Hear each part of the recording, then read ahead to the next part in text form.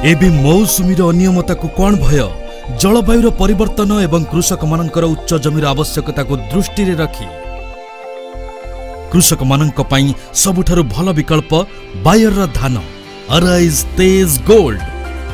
जेउथिरे अछि बीएलबी माने झुलसा रोग प्रति सहनशीलता